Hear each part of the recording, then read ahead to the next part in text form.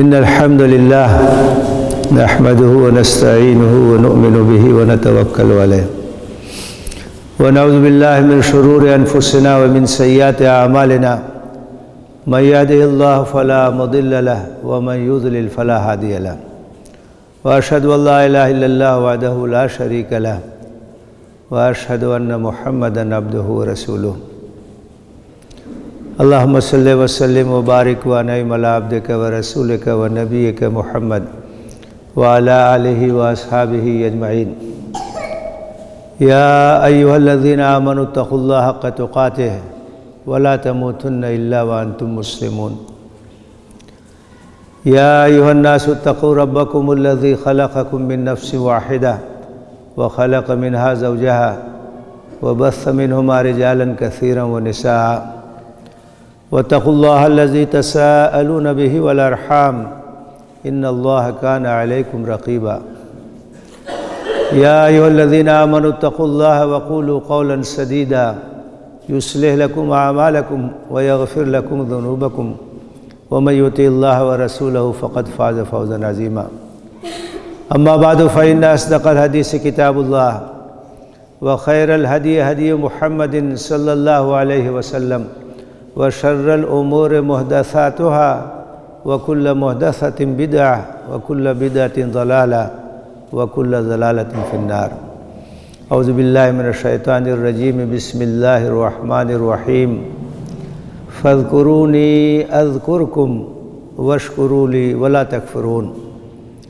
وقال الله تعالى يا أيها الذين آمنوا اذكروا الله ذكرا كثيرا وسبحوه بكرة وأصيلا محترم حاضرین، اللہ تعالیٰ نے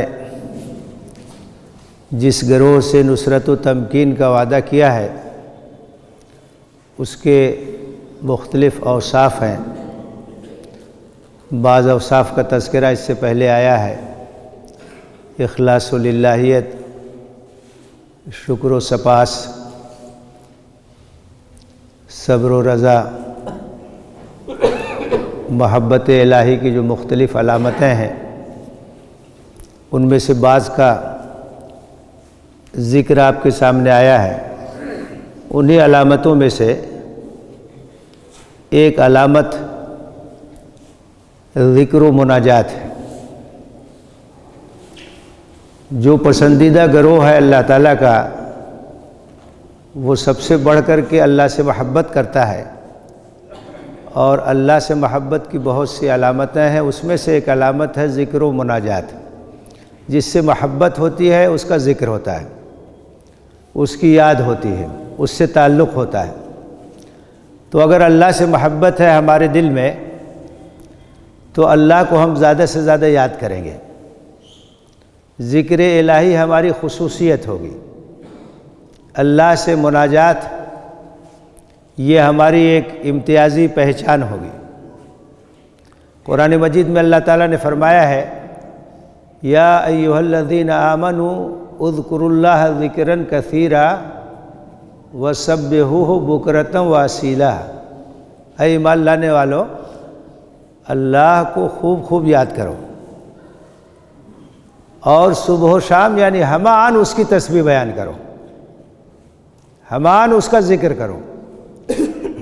نبی صلی اللہ علیہ وسلم کا جو معمول ہمیں ملتا ہے کہ آپ اللہ کو ہر وقت یاد کرتے تھے، اور ذکر الہی سے کبھی آپ غافل نہیں رہتے تھے۔ سیرت کی کتابوں میں، حدیث کی کتابوں میں جو اذکار مسنونہ ہیں ان کا مطالعہ کیجئے تو ہر وقت نبی صلی اللہ علیہ وسلم مختلف الفاظ کے ذریعے سے اللہ کو یاد کرتے تھے۔ صبح میں جب اٹھ رہے ہیں تو آپ ذکر کرتے تھے، تہجد کے وقت آپ اٹھ رہے ہیں تو آپ ذکر کرتے تھے، گھر کے اندر جا رہے ہیں تو ذکر الہی، گھر کے باہر جا رہے ہیں تو ذکر الہی۔ کوئی بھی وقت ہو، کوئی بھی کام ہو، اللہ کے ذکر سے کبھی خالی نہیں ہوتا تھا۔ تو ایک مومن کی یہ پہچان ہے کہ وہ اللہ کو یاد کرتا ہے اور اللہ سے غافل نہیں ہوتا ہے۔ اور قرآن مجید میں بڑی بشارت اس پر دی گئی ہے اور بہت بڑی خوشخبری سنائی گئی ہے اللہ تعالیٰ نے فرمایا ہے فَاذْكُرُونِي أَذْكُرْكُمْ وَاشْكُرُوا لِي وَلَا تَكْفُرُونَ، تم مجھے یاد کرو میں تمہیں یاد رکھوں گا، اور میرا شکر ادا کرو، ناشکری مت کرو۔ تو اس سے بڑی بات کیا ہو سکتی ہے کہ اللہ تعالیٰ یہ وعدہ فرما رہا ہے کہ تم مجھے اگر یاد رکھو گے، میرا ذکر کرو گے تو میں تمہیں یاد رکھوں گا۔ اللہ یاد رکھے گا مطلب یہ ہے کہ اللہ تعالیٰ ہماری حفاظت فرمائے اور اللہ کی نگرانی میں ہم ہوں گے، اللہ کی تائید، اللہ کی نصرت ہمیں حاصل ہوگی۔ تو یہ بہت بڑی چیز ہے۔ اللہ تعالیٰ فرماتا ہے فَاذْكُرُونِي أَذْكُرْكُمْ، تم مجھے یاد رکھو تو میں تمہیں یاد رکھوں گا۔ حضرت ابن عباس رضی اللہ تعالیٰ عنہما کو نصیحت کرتے ہوئے نبی صلی اللہ علیہ وسلم نے فرمایا تھا یا غلام انی اعلمک کلمات، کہ چند باتیں میں تمہیں بتا رہا ہوں، ذہن میں بیٹھا لو۔ تو اس کے آغاز ہی میں آپ نے کہا تھا احفظ اللہ یحفظک، احفظ اللہ تجدہ تجاہک، کہ تم اللہ کے احکام کا خیال رکھو تو اللہ تمہارا خیال رکھے گا، تمہاری حفاظت فرمائے گا اور اپنی رحمت کے ساتھ تمہاری جانب متوجہ ہوگا۔ تو اللہ کو یاد رکھنا، کثرت سے یاد رکھنا، یہ اللہ سے محبت کرنے والوں کی پہچان ہے، اللہ سے محبت کرنے والوں کی نشانی ہے۔ تو ہمیں اذکار مسنونہ کا اہتمام کرنا چاہیے۔ اللہ کے رسول صلی اللہ علیہ وسلم سے جو اذکار منقول ہیں، جو آپ کے معمولات تھے، ان کا اہتمام کرنا چاہیے۔ اور اس سلسلے میں دو باتوں کا خیال رکھنا چاہیے۔ ایک تو یہ کہ جو اذکار اللہ کے رسول صلی اللہ علیہ وسلم سے ثابت ہے، جن کو ہم اذکار مسنونہ کہتے ہیں، اس سے بہتر کوئی ذکر نہیں ہو سکتا، کیونکہ اللہ کے رسول کو جتنی محبت اللہ سے تھی اتنی محبت کسی کو نہیں ہو سکتی، اور اللہ کے رسول صلی اللہ علیہ وسلم نے جن الفاظ کا انتخاب کیا ہے اس سے بہتر کوئی انتخاب نہیں ہو سکتا۔ انہیں کو اذکار مسنونہ کہا جاتا ہے، وہ اذکار، وہ دعائیں جو اللہ کے رسول صلی اللہ علیہ وسلم سے ثابت ہے۔ تو اذکار مسنونہ کا اہتمام کرنا چاہیے۔ اور دوسری بات یہ کہ اذکار مسنونہ کے مفہوم کو بھی سمجھنے کی کوشش کرنی چاہیے، کیونکہ جب اس کا معنی ہم سمجھیں گے تو زبان سے جو ہم ادا کریں گے تو ہمارا ذہن بھی اس کے معنی کی طرف جائے گا، دل بھی اس کی طرف متوجہ ہوگا۔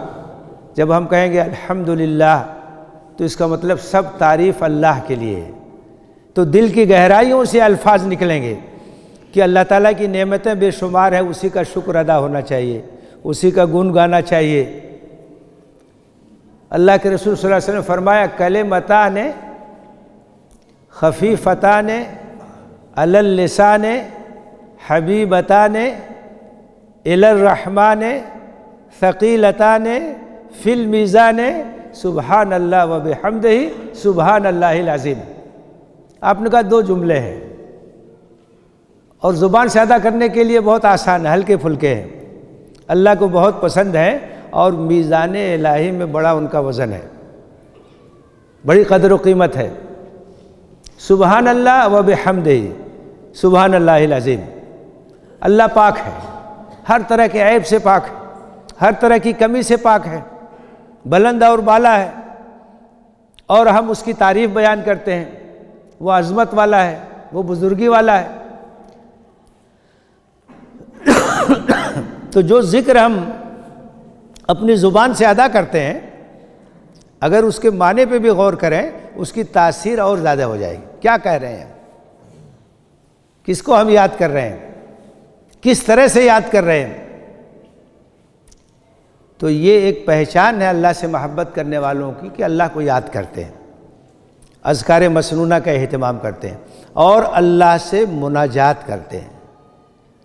مناجات کا مطلب یہ ہے کہ ایسے وقت میں جو خاص طور سے یکسوئی کا وقت ہوتا ہے اور کائنات بھی خاموش ہوتی ہے، ایسے وقت میں جب اللہ کو کوئی یاد کرتا ہے تو وہ خاص طور سے مناجات کا وقت ہوتا ہے۔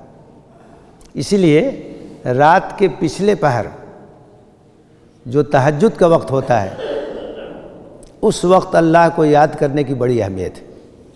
نبی کریم صلی اللہ علیہ وسلم تہجد کا خاص اہتمام کرتے تھے اور صحابہ کو اس کی ترغیب دیتے تھے، نوجوانوں کو اس کی ترغیب دیتے تھے۔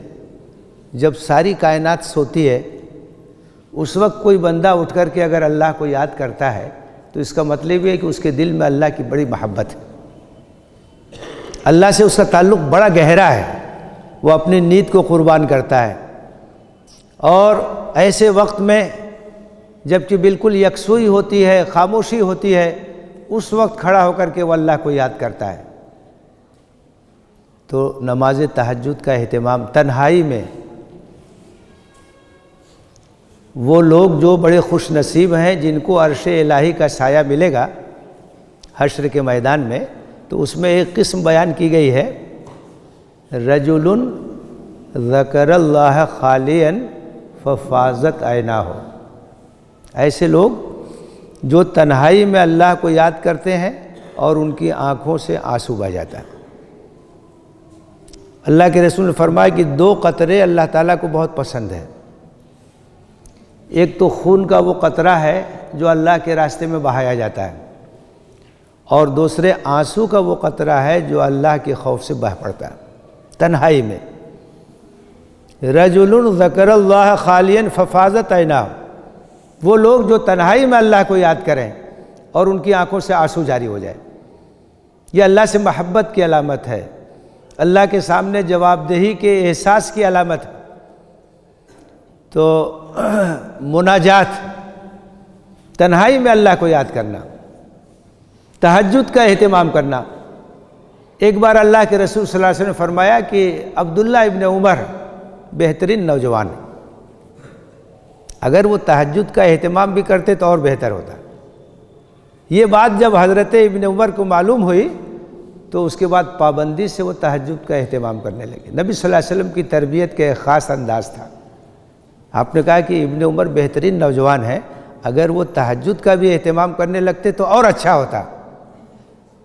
چنانچہ وہ پابند ہو گئے تہجد کے۔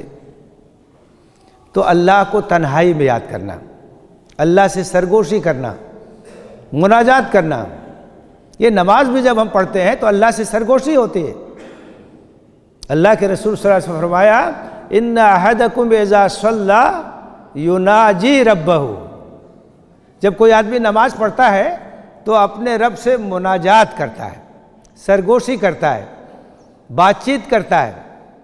اسی لیے خشوع خضوع کے ساتھ نماز پڑھنا چاہیے، اس طرح سے نماز پڑھنا چاہیے کہ جیسے آپ اللہ کو دیکھ رہے ہیں۔ آپ نہیں دیکھ رہے ہیں تو اللہ تو دیکھ رہا ہے، یہ احساس تو ہونا ہی چاہیے کہ اللہ تعالیٰ آپ کو دیکھ رہا ہے۔ تو ذکر اور مناجات یہ بھی محبت الہی کی ایک علامت ہے، اس کی ایک نشانی ہے، اس کی ایک کسوٹی ہے۔ اس کی ایک کسوٹی یہ بھی ہے جسے کہا جاتا ہے الحب فی اللہ والبغض فی اللہ۔ اللہ کے رسول صلی اللہ علیہ وسلم نے فرمایا من احب للہ وابغض للہ وآتا للہ ومنع للہ فقد استکمل الایمان، جو آدمی اللہ کے لیے محبت کرے، اللہ کے لیے دشمنی کرے، اللہ کے لیے دے اور اللہ کے لیے نہ دے، اس نے اپنے ایمان کو مکمل کر لیا۔ ایک بندے مومن کا جو کام بھی ہوتا ہے وہ اللہ کی مرضی کے تابع اور اس کے مطابق ہوتا ہے۔ اگر کسی سے محبت کرتا ہے، کسی سے تعلق رکھتا ہے تو اس لیے رکھتا ہے کہ اللہ کا یہ حکم ہے، اور اگر کسی سے دوری رکھتا ہے، کسی سے دشمنی کرتا ہے تو اس لیے کرتا ہے کیونکہ اللہ کا یہ حکم ہے۔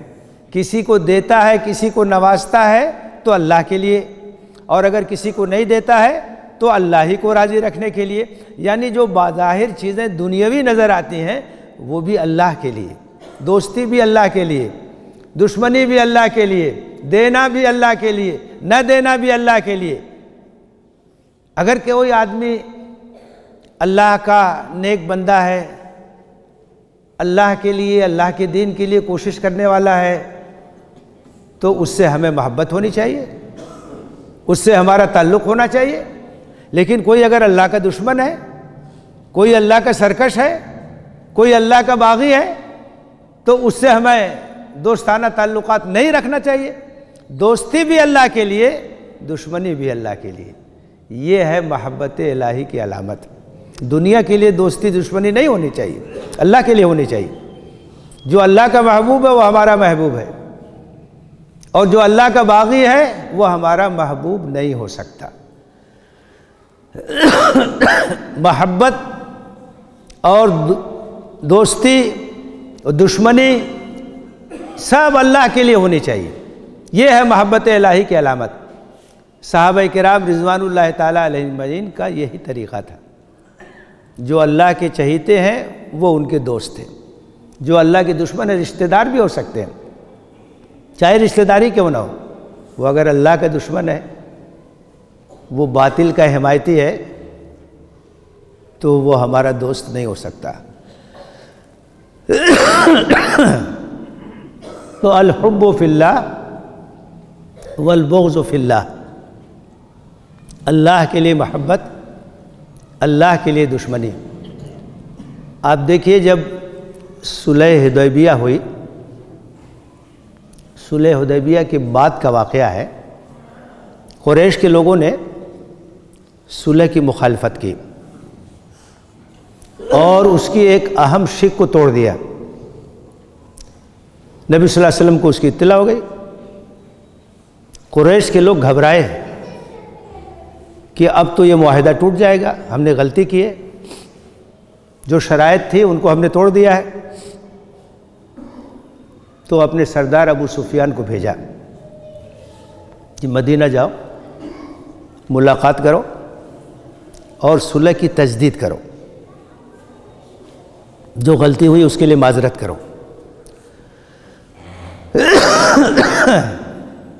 گئے، ان کی بیٹی نبی صلی اللہ علیہ وسلم کے ازواج مطہرات میں سے تھی،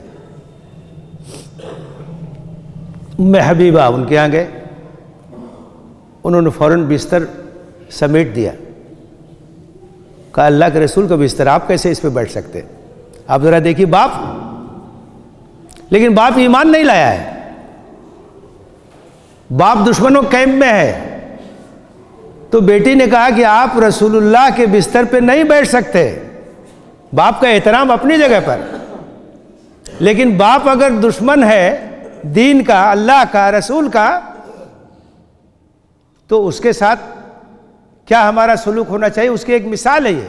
انہوں نے بستر لپیٹ دیا، کہا یہ بستر رسول اللہ کا ہے، آپ تو غیر مومن ہیں، ایمان بھی نہیں لائے ہیں، آپ اس کے اوپر نہیں بیٹھ سکتے۔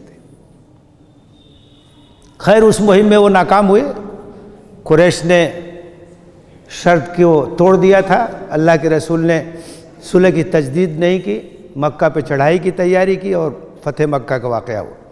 تو یہ ہمارا معیار ہونا چاہیے، ہماری کسوٹی یہ ہونی چاہیے، بیٹا ہی کیوں نہ ہو، اگر وہ اللہ کے دین کا دشمن ہے تو وہ ہمارا عزیز نہیں ہو سکتا۔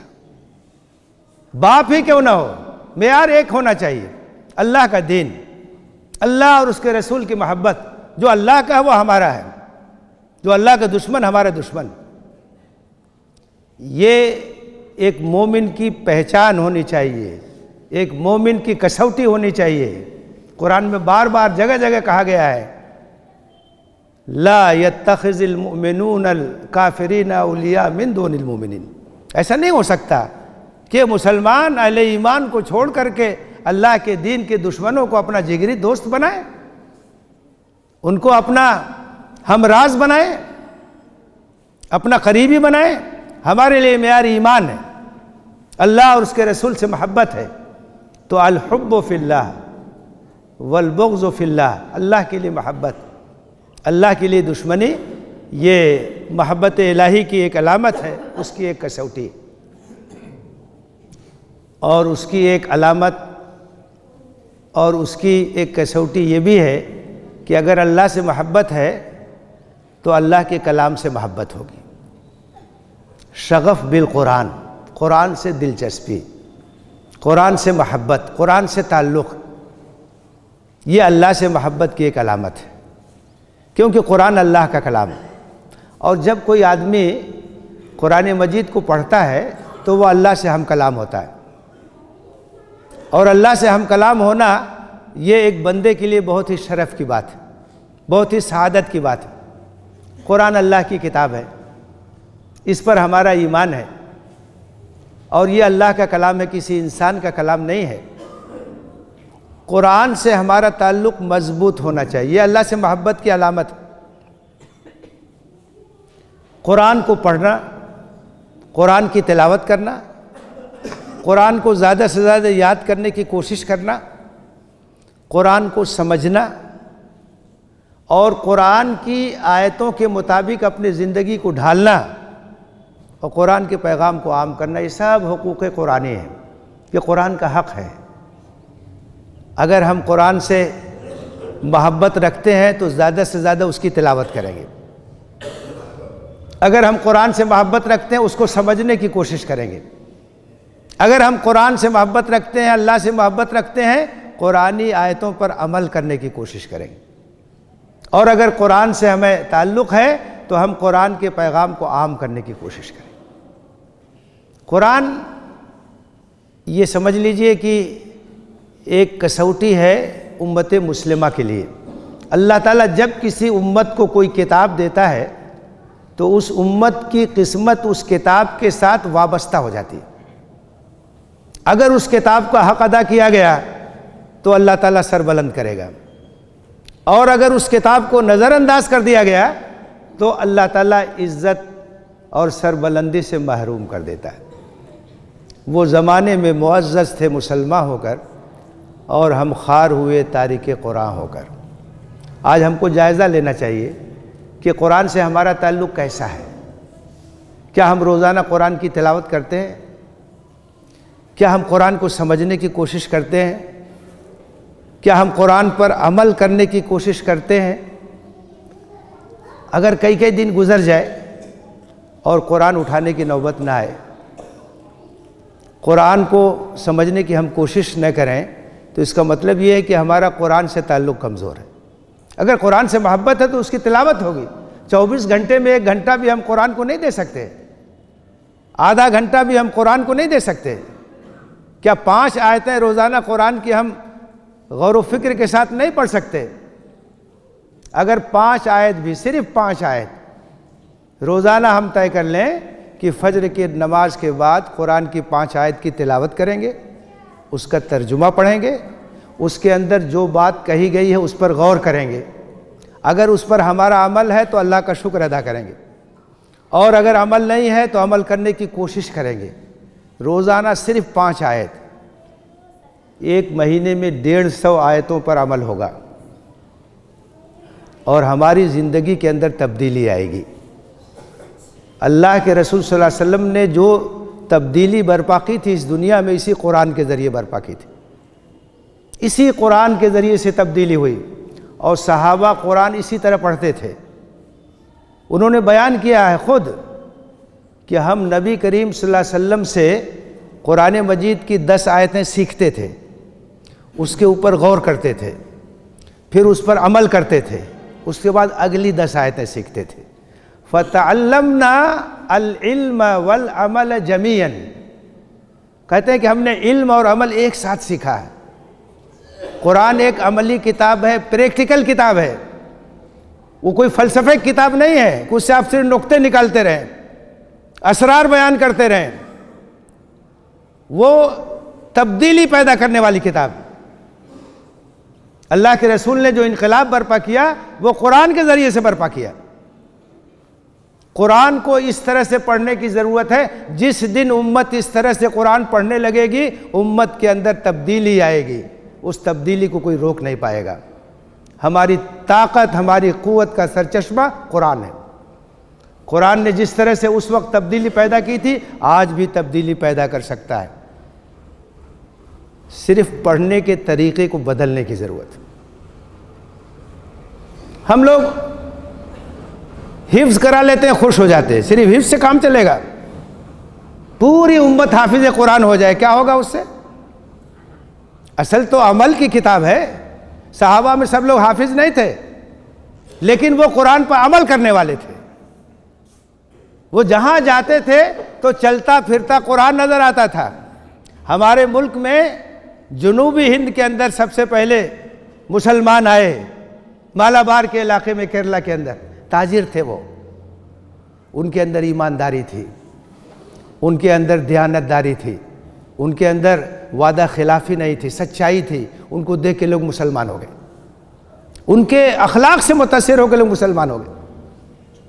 جس دن ہماری آبادیوں میں چلتے پھرتے قرآن نظر آئیں گے، چلتے پھرتے نوجوان نظر آئیں گے، تبدیلی آنا شروع ہو جائے گی۔ جیسے کل تبدیلی آئی تھی ویسے آج بھی آئے گی۔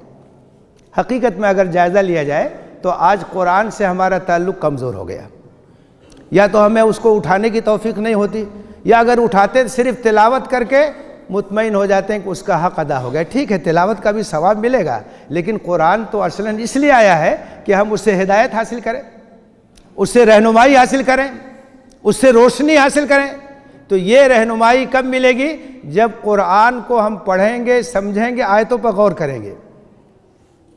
اللہ تعالیٰ نے قرآن کو اس لیے اتارا کہ غور کیا جائے اس پر اور اس پر عمل کیا جائے۔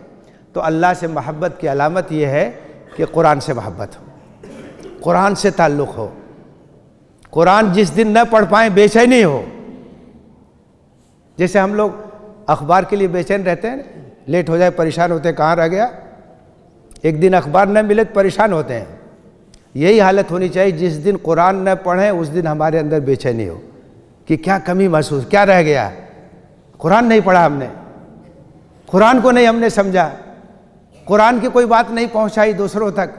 اللہ کے رسول فرماتے ہیں بلغوا انی ولو آیتن، ایک آیت ہی پہنچا دو۔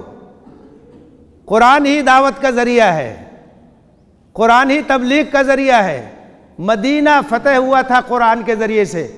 اللہ کے رسول نے ایک نوجوان کو بھیجا تھا مکہ سے، جن کا نام تھا حضرت مصعب بن عمیر رضی اللہ تعالیٰ عنہ، مدینے میں اسلام پھیلانے کے لیے۔ اور حضرت مصعب گئے، سال بھر کے اندر مدینے کے ایک ایک گھر میں اسلام کو پہنچا دیا۔ ان کو مقری کہا جاتا، قرآن پڑھانے والے، قرآن کے ذریعے ملتے تھے، قرآن کی آیتیں پڑھ کے سناتے تھے اور اس کے ذریعے سے ان کے اندر کام کرتے تھے۔ قرآن ہی انقلاب ہے، قرآن ہی دعوت ہے، قرآن ہی پیغام ہے، اور یہ قرآن سب کے لیے ہے، ساری دنیا کے لیے۔ اور ہم خوش قسمت لوگ ہیں کہ ہمارے پاس اللہ کی کتاب اپنی اصلی شکل میں موجود۔ دنیا کی کسی قوم کے پاس اللہ کی کتاب اپنی اصلی شکل میں موجود نہیں، صرف مسلمانوں کے پاس اللہ کی کتاب جس طرح سے اتاری گئی تھی اسی طرح سے موجود۔ اور یہی ہماری قسمت کا راز ہے۔ اس کتاب کا اگر ہم نے حق ادا کیا، ہم کو آگے بڑھنے سے کوئی روک نہیں پائے گا۔ اس کتاب سے اپنے تعلق کو بڑھانے کی ضرورت ہے۔ تو قرآن سے تعلق، قرآن سے محبت، قرآن سے شغف، یہ اللہ سے محبت کی علامت ہے اور اس کی دلیل اور اس کی کسوٹی ہے۔ اللہ سے دعا ہے کہ ہمیں قرآن سے اپنے تعلق کو استوار کرنے کی توفیق دے، ہمارے دلوں میں قرآن کی محبت پیدا کرے، قرآن کا شغف پیدا کرے، ہمیں توفیق دے کہ ہم قرآن کو پڑھیں، سمجھیں، اس پر عمل کریں اور اس کے پیغام کو عام کریں۔ آمین۔ وآخر دعوانا ان الحمد للہ رب العالمین۔ اقول قولی ھذا واستغفر اللہ لی ولکم اجمعین فاستغفروہ انہ هو الغفور الرحیم۔